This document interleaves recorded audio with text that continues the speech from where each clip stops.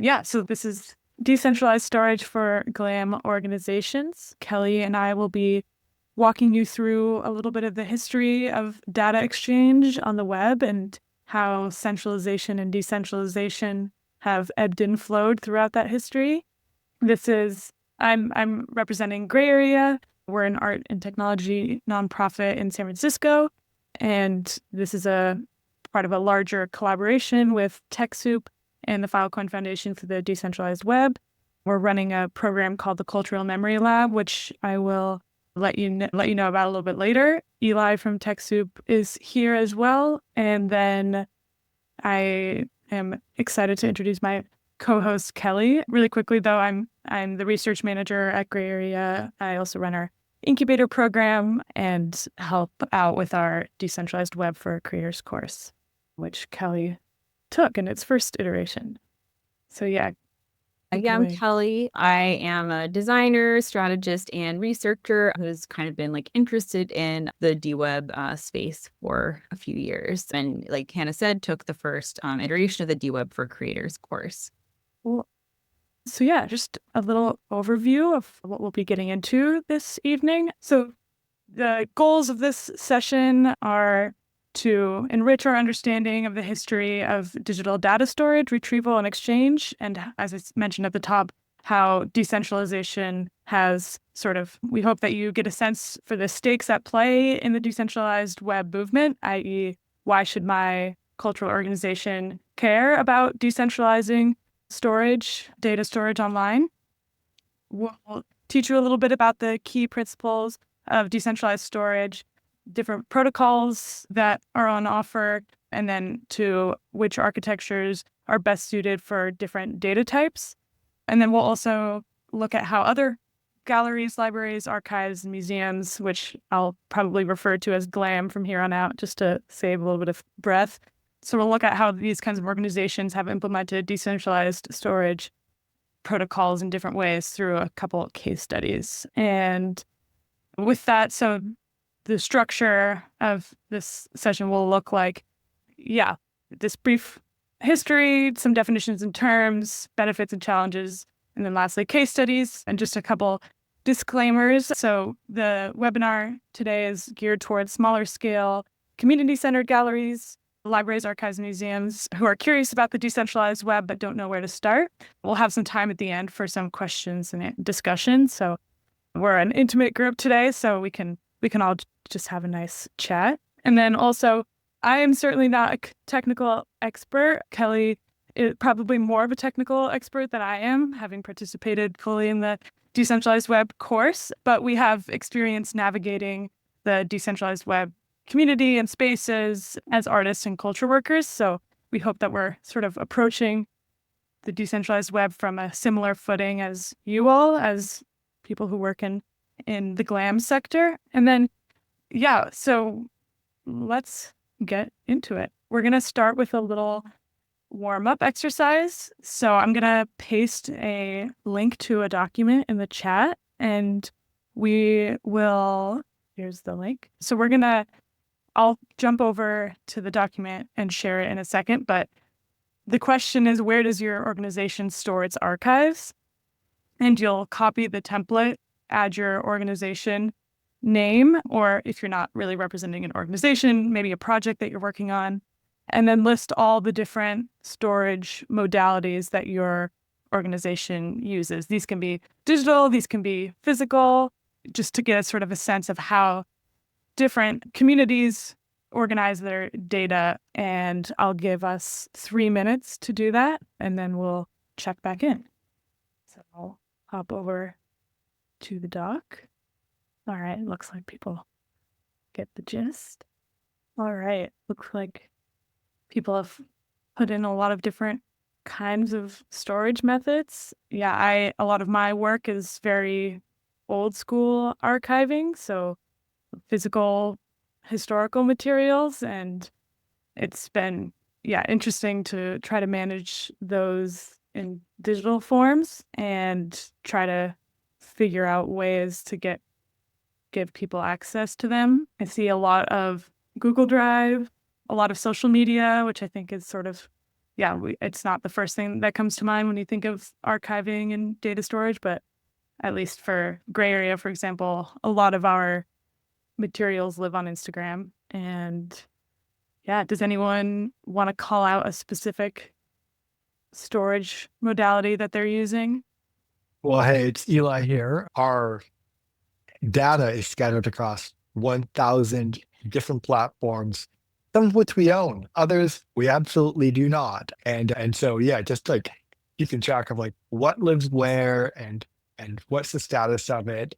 And then every once in a while we do archiving, like we're moving off Box and we're moving into like Microsoft's platform.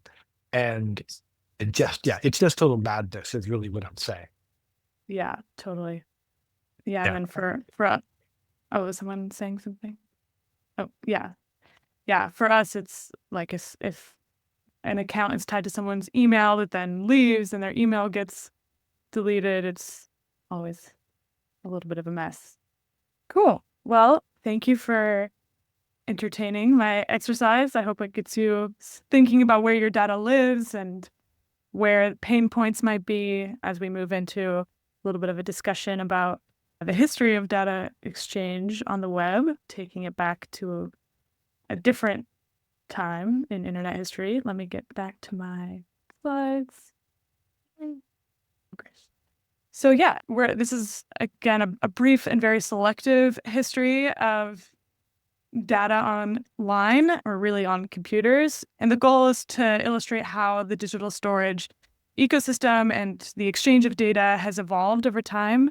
And I think one thing that I'll call out along the way is how centralization and decentralization have sort of dilated and contracted at different points. It's not like a linear history of increasing centralization or increasing decentralization necessarily, which, I think is interesting and maybe a little bit against narratives about the evolution of the web. And just a brief shout out to Kalani Nicole, who's one of our instructors in the DWeb for Creators course. I borrowed a lot of the moments in history from her presentation. So we'll start in 1969 with a company called CompuServe, which began as an insurance provider and then began offering dial-up computer time sharing to businesses in 1969. They have a really great mid-century Mad Men-esque advertisement here, which I really like. And so in CompuServe, system operators, or sysops, like real human people, maintained this mainframe computer's functionality and oversaw the operation of the system, managing the different businesses that were time sharing into the centralized mainframe computer, managing access for those users as well as the content. And so this is the time of mainframes and time sharing, an era of extreme centralization where computers were literally centralized and, often took up an entire room. But we also start to see the beginning of a kind of in that time sharing and multi-user operating systems like Unix, which was created also in 1969 at Bell Labs, started allowing people, different nodes in the network, to access computing power. And with Unix, one of the great advantages was that users could collaborate on shared files and communicate via instant messaging, which is built into Unix with the talk command. And then that's also where we get the first instance of email, which was built into Unix starting in 1970. But originally, users could only send messages to users of the same shared computer. So again, we're starting to see the beginning of computing as a very centralized endeavor where one company, CompuServe, owns the computing power that other users tap into. But then we also sort of, with this era of centralization, began to see communities proliferate around them. So in 1973, we start to see the beginning of the bulletin board system, which was really sort of an early form of online community and communication. And this project that you see here is called Community Memory. It was started in 1973 in Berkeley at Leopold's record store. And so, they installed this computer terminal in the record store, and it used SDS 940 time-sharing system in San Francisco, which was connected to the Berkeley terminal via a 110 baud link. This is a the terminal is really a teleprinter, and that allowed users to enter and retrieve messages. And the name bulletin board system is quite literal in that it really was just sort of an early digital form of posting messages that people who came to the record store could read. It kind of literally is the same thing that you see behind these people in the photo, just in teleprinter form. But yeah, so musicians and other people in the community were using it as a space to post information about their upcoming gigs, classified ads to find bandmates, trying to organize people and political protests and things, and then just, general humor and random ephemera. And so I think even though, we still see a model of centralization where people have to come physically to one computer in order to communicate with one another, you still start to see computing used in a more community-focused context rather than as, just a business or a research tool. And then moving right along, in 1979, we get Usenet, and this is where we start to really see computing decentralized. And so this is really when we start to get personal computing, when computing is a larger swath of the American population have home computers. And so just to put some numbers to that, so in 1983, 10% of US adults had a computer, and 14% of those had a modem to send and receive information. And so Usenet began to change that, began to allow more people to connect to the modem and send and receive messages. And Usenet was an early discussion system that allowed users to post and read messages across a distributed network of servers, so no longer tied to a single mainframe computer. And then this also used the Unix copy protocol. So it's a decentralized data architecture that enabled the replication and distribution of content across different nodes, making it possible for messages to be sent globally without a central server. And so here we have extreme decentralization. No sort of intermediary platform is sort of centralizing the content. We're just sending and receiving information between different nodes in a network. And then in 1991, so I'm skipping a lot here, obviously, between 1979 and 1991, obviously a lot happened in the world of computing. We get real-time communication software clients like IRC and AOL.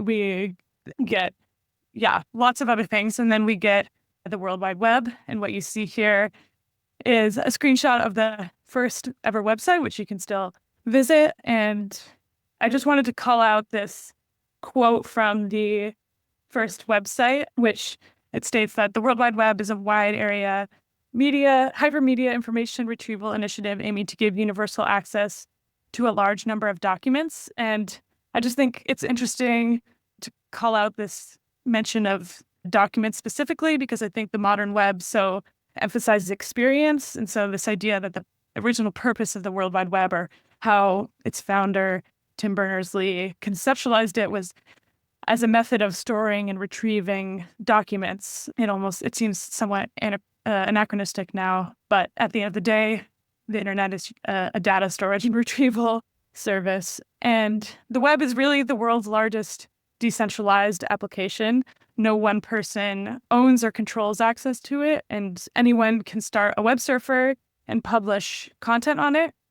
Anyone can point to a web browser at any site they want. But the caveat to that is that with the current web architecture, the content itself is centralized.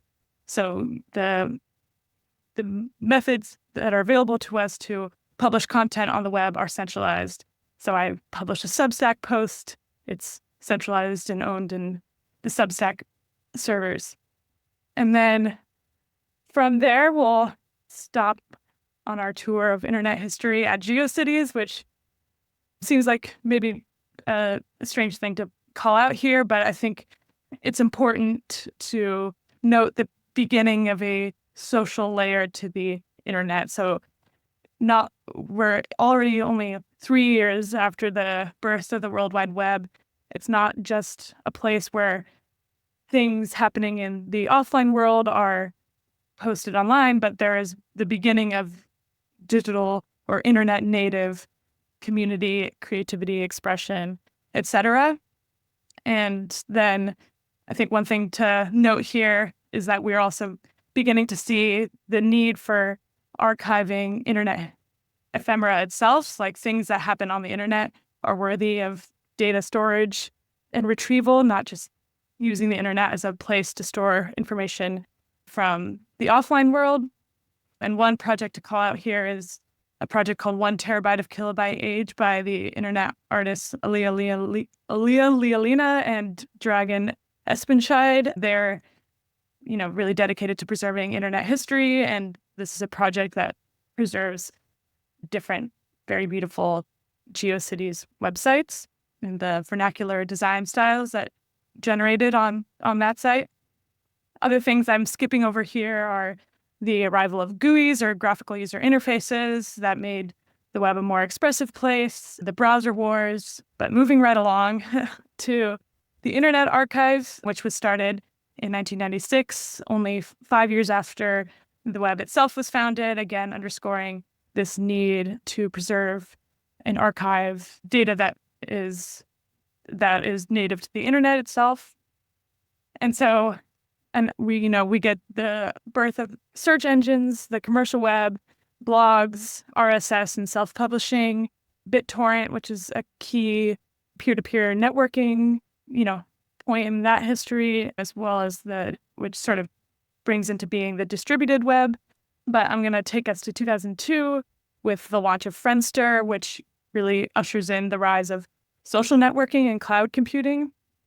And I think it's here that we really start to see computing re-centralize. We get web applications and hosting data in the cloud. And so today the average user spends hours per day on social media apps, but it means that most of the content that we create today on those social media apps is centralized in resources owned and governed by a handful of applications. We saw a lot of Instagram and Google Drive and Dropbox on our little warm-up exercise. And I think that sort of evidences this re-centralization of computing activity, which is sort of an increasingly dominant experience or component of our everyday experience. And I think the other side to that problem is that the cloud computing is extremely available and accessible.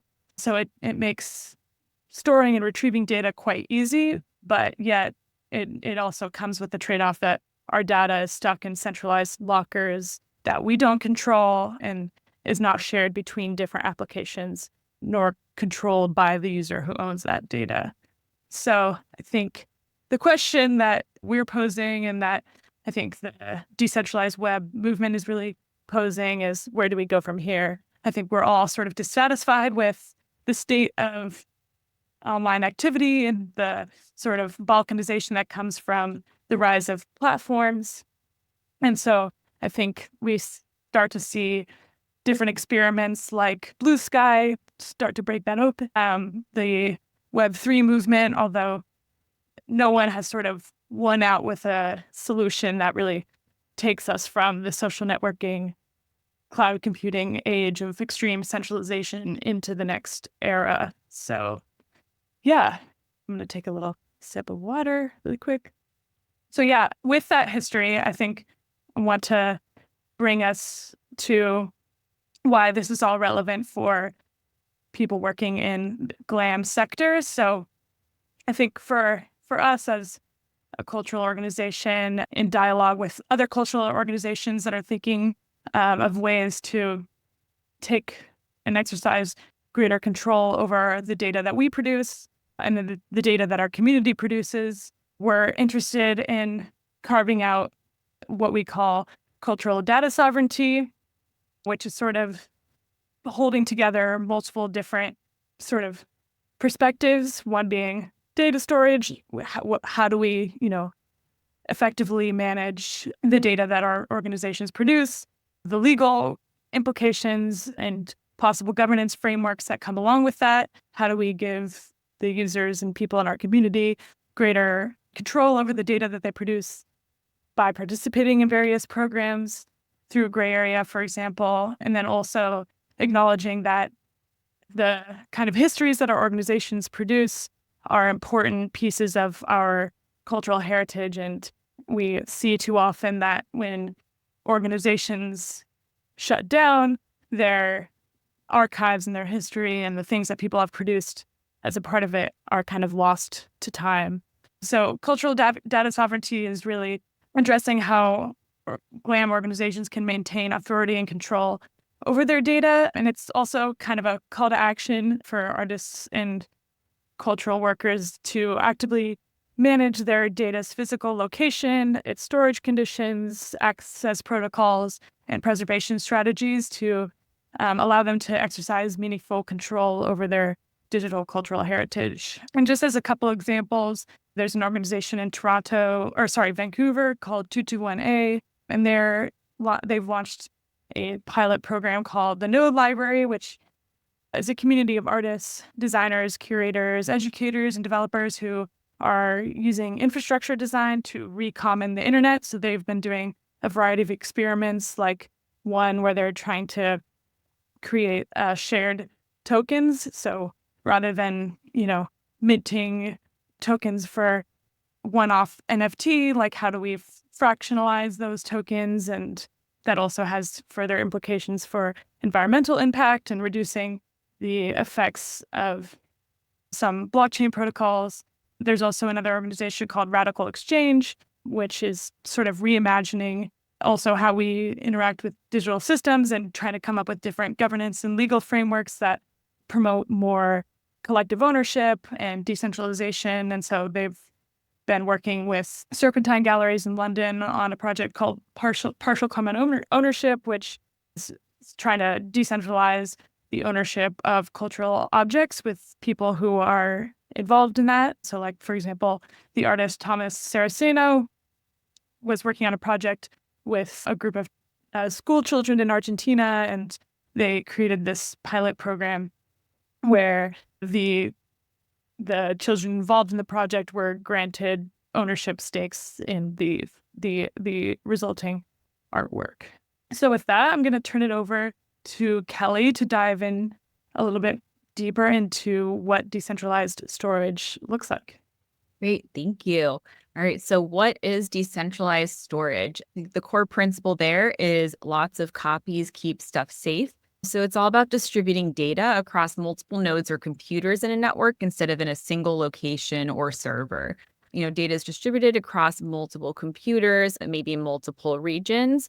And then there's no single point of failure because there's multiple copies kept by different entities. And the general idea in most cases is that all nodes and computers aren't controlled by the same entity, but there are some exceptions. Let's see. There we go.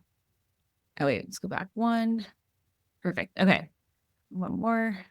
Sorry about that. It was a little bit slow on my end. So how does decentralized storage work? So you will upload your file to that storage system. The file gets encrypted so that not, anybody can access it or see what's inside. That encrypted file then splits into pieces, and those pieces get stored across multiple storage nodes in the network. So, today you might upload your files to one place, like your hard drive, a cloud computing platform. And if something happens to that, your data is lost. So this kind of helps, kind of mitigates that risk of loss and kind of has more sovereignty and privacy over your data. So some of the different options for decentralized storage networks, there's user-hosted decentralized storage networks where users participate in the replication of data. There's no reliance on a central archive holding or controlling that data. Some of the benefits are having a diverse user base, more privacy and anonymity, and a high degree of social trust, because this might be a network you would set up with people you already kind of formed stronger, have higher trust in. Some of the drawbacks is it is user dependent to maintain those nodes and maintain that data. Unreliable and slow speed, since it has to go retrieve the data from somewhere. So if you're further from a node, it might be slower to retrieve. You might remember like torrenting in Napster and how sometimes it would take forever to download something. So it's kind of like a similar principle. And it's a little bit riskier with like inside adversaries. If somebody decides they want to, destroy or, do something else with a piece of data, you kind of have less control over that. For delegated decentralized storage networks, stores data on more distinct nodes on a select group of computers that delegated for this task. It's more user-friendly and efficient, kind of like cloud storage. It's kind of more scalable and flexible. It's easier to reliably retrieve data and kind of has a mix of public and private access. Some of the drawbacks is there's a smaller provider base. There's not really a good built-in incentive structure. So there's not as many options, no privacy by default. And then the last option is blockchain-based decentralized storage networks. So they kind of ensure the continuity of storage by pairing storage with an economic system. So it's kind of really censorship resistant, provides better options for provenance and verification of who has access to the data, and has those built-in incentive mechanisms to kind of incentivize people to store and maintain this data. So kind of, for example, it's like Filecoin. So they kind of layer a data syncing and management with like a cryptocurrency incentive system to maintain it. Some of the drawbacks are the user experience isn't great. The reason why cloud computing or cloud storage became so popular is because of the ease of use of, uploading your data somewhere. And the storage costs can also be more prohibitive because you have to pay. Yeah, it's more expensive. And then the kind of traceability. And so instead of trusting, each other like a user hosted system or, a kind of entity or system of power that you've decided on for a delegated network, you're trusting the encryption algorithm. So what does this mean for GLAM organizations? You get to move away from centralized corporate services. So like we kind of outlined before, when a centralized platform is down, you can't access your data. With decentralized platforms, you can access another node or computer to get access to it in case, something changes. And then with corporate services, you're kind of subject to their shifting policies around pricing, values misalignment in case some of those policies change around how they'll use your data or like who you kind of want to be aligned with. Like the examples we provided in the warm up of some of the social media platforms like Instagram. A lot of people are kind of also maybe questioning staying on Meta platforms because of some of the recent policy changes about how data will be used or for things like training AI or things like that. So you get to own, control, and safeguard your own data. You can maintain full custody, preventing data loss due to things like, vendor lock-ins or service shutdowns. You're resisting censorship because you kind of have multiple copies everywhere and aren't subject to centralized or corporate controlled systems that might, kind of restrict access to your data. And you avoid like a digital dark age where you might lose data because the platform you stored it on or the format you stored it in is no longer supported and now you can't have access to it. So when deciding on a decentralized storage platform, your choices depend on how often you need to retrieve that stored data. So hot storage is used for assets you need to retrieve often and quickly. Nearline storage is for data or assets that are retrieved, I think like more than once a month. For cold storage, that's intended for longer-term preservation or data that's accessed infrequently. And then offline storage is usually for rarely accessed data on physical media. It's lower cost, but also slower access. So some of the options you have within the decentralized storage ecosystem are Filecoin. So it uses a protocol called proof of replication, where storage providers prove they replicated data uniquely. It's used more often for cold storage. It's an open source platform, and data is stored in a publicly accessible network. Another option is Arweave, which uses proof of access consensus, where miners demonstrate that they have access to specific historical data. You pay upfront, and the idea is you're storing it forever. And it uses, we call it a block weave architecture instead of a chain, so data can be received or retrieved more readily and more quickly. The idea behind it is a permaweb. It's a permanent and decentralized network of websites and apps that are accessible through standard browsers. And you have to kind of really be mindful of encryption key management. It's designed to be permanent. Their idea is that the data stored on Arweave will be available for hundreds or thousands of years. So there's a little bit less flexibility in terms of deleting data and things like that compared to other systems. Solid uses a concept called pods, or personal online data stores. And this is actually a project from Tim Berners-Lee, who is the inventor of the internet. It really emphasizes user agency over data, where users store data on their own pods, which can either be self-hosted or from a pod provider. They could decide who or what has access to specific slices of data and grant or revoke access at any time, and uses kind of standard open and interoperable procedures to make it easier for, for people, different applications to work with data, and uses private web servers. There's a higher degree of privacy available. I think in like 2019, the BBC kind of experimented with this, and they also they formed like kind of a company using this protocol and transferred, I believe, stewardship of Solid to the Open Data Institute because they are trying to kind of make it more widely accessible and available.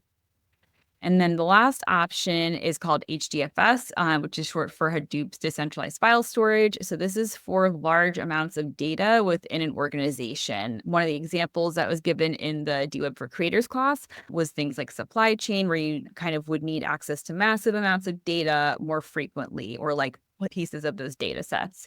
So it stores at storing and managing large amounts of data within an organization or cluster more efficiently by using like lower cost commodity hardware instead of some more expensive server setups. It uses decentralized nodes, but it's usually a private centralized architecture where one entity or, set of entities are in control of that data. So next we're going to go in some case studies, and Hannah's going to take over this one. Yes. Yeah. So couple case studies to sort of illustrate the concepts that we've been talking about. The first one is less of an implementation of some of the decentralized data storage architectures that Kelly was just talking about, but I do think it's an interesting cultural approach to increasing ownership over the data that people contribute to a project. So the artists Holly Herndon and Matt Dryhurst worked with Serpentine Galleries on creating a choral data trust. So for their recent exhibition at Serpentine Galleries, the artists collected data from 15 community choirs from across the UK. So, this is voice data, and they trained a model based on that data. And to sort of in this experiment in how do we give the people who are producing data that train artificially intelligent models ownership and control over how their data is used. And so they created a trusted data intermediary, which was a team of Serpentine art curators, legal experts, and an independent data steward who acted as sort of this layer between the data producers and then the artists who were training a model. And this intermediary serves as the primary point of contact for the choirs. And so they hosted data conversations for all the choristers to share information about the process of training the model. So an exercise in sort of increasing transparency. And then they also issued surveys where the choristers were able to voice their preferences, and they used a platform called Polis, which is sort of geared towards surfacing preferences from a group. And then the preferences were consolidated in the terms of a performance rights agreement, which was entered into by the trusted data intermediary and the choristers, which leverages individual performers' rights to set the terms for the downstream usage of the data set, which includes, permissible uses, types of users, expectations around data security, crediting, and compensation practices. And here is sort of like a illustration of the pipeline for this Coral AI model.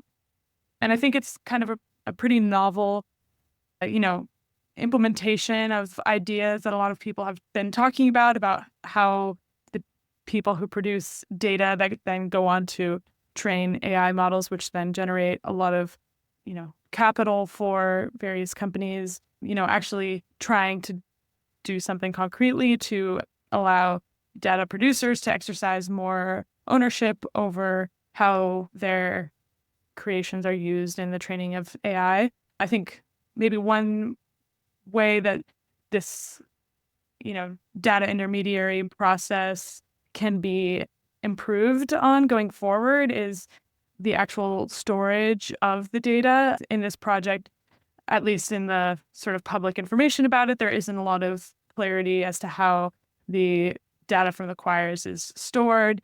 They do give the choristers access to their data, but as far as like preserving that data for the long term and ensuring that it's not centralized on a single server. So yeah, again, the lots of copies keep stuff safe is sort of the motto of the decentralized web movement. So yeah, pairing this robust storage model with greater ownership and agency in determining how one's data is utilized as well as how it's stored is I think something to work on in the future.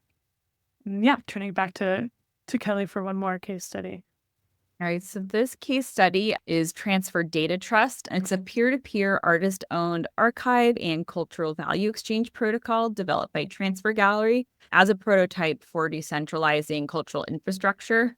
The Transfer is a networked experimental contemporary art gallery that started in 2013 by Kalani Nicole, who also co-led the DWeb for Creators course. And they originated this project in 2023 to preserve artworks from some of their exhibitions. So it evolved from a concept in 2016 called The Current, where they kind of hosted kind of a fluid or an infrastructure with fluid salon gatherings, like where the museum came to you at different locations, and had rotating curators and a decentralized storage network of nodes for the artist's work that were hosted in the homes of some of the museum's members. So some of the goals for Transfer Data Trust are, a decentralized network across multiple regions that's owned by artists and built for long-term art conservation, using more efficient resource pooling and time banking expertise from specialists in various fields, and prototyping a toolkit for artists to host, enabling a self-owned system for art management, and kind of transferring archiving from being something that's a little more, solitary and solo for artists into something that is a little more collective and collaborative. So how it works. So basically, it uses preservation-grade storage. So as you mentioned, it's a peer-to-peer network for conservation. There's network-attached storage drives that are always connected to the internet. The nodes are hosted in artist studios where they store each other's work. There's a private IPFS network where that's hosted, and it uses cold storage on Filecoin. There's also a nonprofit cooperative trust, basically establishing a treasury from the equity of artworks to support the ongoing maintenance and conservation efforts over here. And then there's the kind of experience layer interface. So the idea is, now that it's stored, there's many different ways that artists can share their data for, with other artists, with curators, to display at different galleries or museums, with administrators, with institutions, with legal teams. So once it's stored, they're able to, share it. So this is still in the prototyping phase and kind of started in 2023, a lot of work done last year with it. And their aim is to get to a stable prototype that'll allow cultural institutions to fork it on GitHub to create their own. And so it's not just the decentralized storage as the technological platform, but also looking at those, all those different areas of cultural data sovereignty around things like governance structures for them. Cool. Yeah, so that's sort of the, our overview of the history of data exchange and then what the current landscape of the decentralized web and decentralized storage looks like. Just wanted to call out that we are relaunching our DWeb for Creators course through Gray Area, which is an 8-week curriculum for creators. There is a really excellent roster of teachers, and it's all virtual. There are weekly sessions and then optional praxis sessions on the weekends where you sort of get to work hands-on with some of the tools that we've been talking about. That will start in April, and it'll be announcing next week. So make sure you're signed up for Gray Area's newsletter to hear more about that. It's a really great opportunity to dive deeper into some of the things we've been talking about today. And then also wanted to take a moment to talk a little bit about the Cultural Memory Lab project, which Gray Area is working on with TechSoup and the Filecoin Foundation for the Decentralized Web. So it's really geared towards supporting the preservation of cultural memory through decentralized web technologies. We're sort of asking artists, technologists, cultural practitioners to explore creative solutions to cultural memory challenges and provide some funding support as well as technical and project management support for exploring how the decentralized storage methods that we've been talking about in this session can integrate into the work that GLAM institutions are already doing. We know that this is sort of a leap from the cloud computing services that we're used to for the management of archives. And this is really an opportunity to implement the decentralized alternatives more effectively. And we closed the applications on February 2nd, but we are still holding one spot open for folks who attend our node events. This is a node event. And so, yeah, stay tuned for an email that will come out by the end of the month with more information about how to apply. It's going to be a really excellent experience. So if you have an organization that is interested in uploading archives onto the decentralized web, definitely tell us more about your project and look out for that email. And we also have another event that Kelly and I will be leading in person in San Francisco at Gray Area. It's going to be on this coming Sunday at 1 p.m.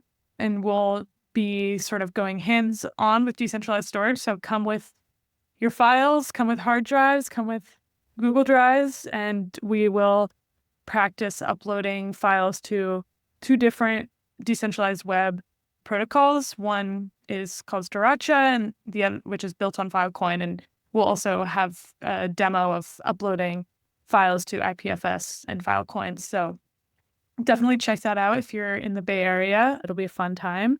And yeah, we will circulate this presentation afterwards, but have a bunch of links here to dive deeper into some of the things we've been talking about. And there is also a survey where you can give feedback about this session. So if you have your phone in front of you, you can scan this QR code, but we'll also circulate the link after the meeting. And we're also recording the session and we'll be sending it out as well. And then, yeah, with that, if anyone has any questions, thoughts, comments, love to open it up and hear what you all are thinking about. Hey, Mona. Yeah, I have a few questions.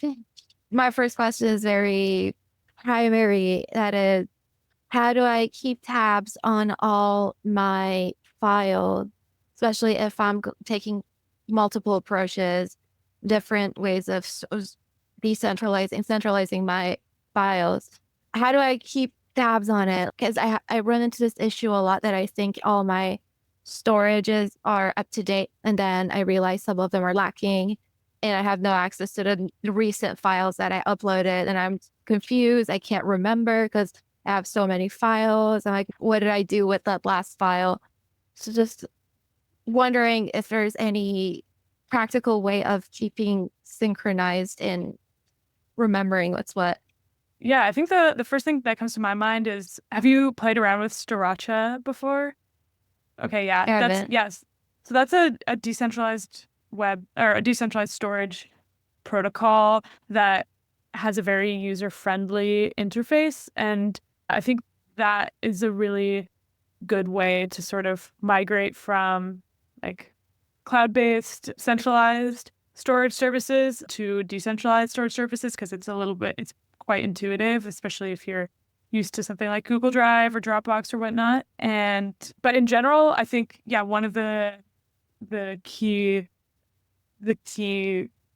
features or roadblocks for the decentralized web is organization, managing your encryption keys and things like that. Like we use at Gray Area, we use a decentralized chat server, a Slack alternative. And I, started working at Gray Area 5 years ago and wasn't as organized, and my encryption keys are gone. So none of my messages are encrypted, and it's annoying. But so yeah, organization is definitely something that is important and maybe less intuitive for those of us like me who are used to centralized services. And so starting with something like Sriracha that has a pretty user-friendly interface is maybe a good place to start. Kelly, I don't know Yeah. if you have any other thoughts. Yeah, so I think like conceptually, some of the ideas with decentralized systems is that, I think you kind of have that control through, I know like, it's like in crypto or with other assets, like things like a wallet where it's stored there and then you grant like access to different places. So it's all kind of, managed and contained there. That's like one of the things people were thinking about with things like decentralized, like social media. Like when Twitter was bought out, was I built all my content, all of my following up here. And what if it was kind of more portable and attached to something else?